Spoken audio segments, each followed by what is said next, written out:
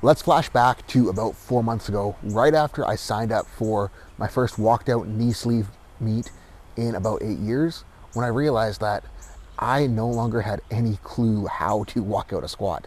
Like, I felt like I was going to literally die with 60% of my max just because I was totally unable to stay tight through the walkout. And because my walkout was so sloppy, I was totally unable to get tight enough and get set enough to have any confidence in my brace and in my squat once I was out there. And it's like, over the last 8 years, I had gotten so good at using the monolift to my advantage and getting as tight as I possibly could and as locked in as I possibly could before I stood up the bar. Because with a monolift, it's like you just get locked in and get tight, you stand it up, the hook swing, and you're good to go. But a walkout, you need to be able to move, you need to be able to take steps back, you need to be able to actually get away from the squat rack before you can squat. And if I was as locked in on the initial stand-up of a walkout as I was with a monolift squat, I couldn't move. So it was like I would stand up tight, but it was like I had to lose the tightness and lose the brace and completely get disorganized in order to clear the hooks. And by the time I'd cleared the hooks and everything was gone, I was at a total loss, and there was no way it was going to get my tightness, I was going to get that security back necessary to feel confident under a barbell. So what the hell did I figure out to actually be able to walk out a squat and squat something decent at the meet? Well, the first thing is that I had to learn to be comfortable with chaos through the walkout, because if you're as tight as possible, you won't actually be able to move and you won't actually be able to get the squat clear of the rack. The second thing was that I actually had to learn how to get tighter through the walkout and use the walkout to help me set myself.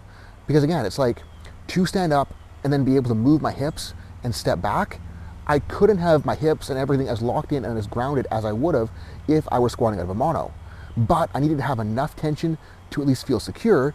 And then the goal of the walkout was to use each step to dig into my hips and to set my feet and to create tension as I was stepping back. So it was like I was replicating my mono set that I would do before the mono pick, but I was replicating it with setting my feet and using the bar's weight as I was walking back to help myself get cranked into my hips. And it's like, if you guys are struggling with feeling good on a walkout, you need to learn how to use the walkout to your advantage and use each step to get tighter. And on that note, if you're taking more steps than necessary, that will be harder and harder to do, because the more steps you take, the harder it will be to get tight and the harder it will be to stay tight through the process. So with your walkout, aim for 1, 2, and then maybe 3 steps max. Like 1 step to get away from the rack, 2 steps to set your feet, and then 1 step to potentially adjust if you need to and only if you need to. And with each movement, you should be trying to load in and crank in and torque tighter and tighter and better set your brace as you use that barbell and the weight on your back to help you settle into the floor. Now, what I was doing beforehand is I would get super tight and then I'd stand it up and I'd be totally set, and it's like, where do I go from here?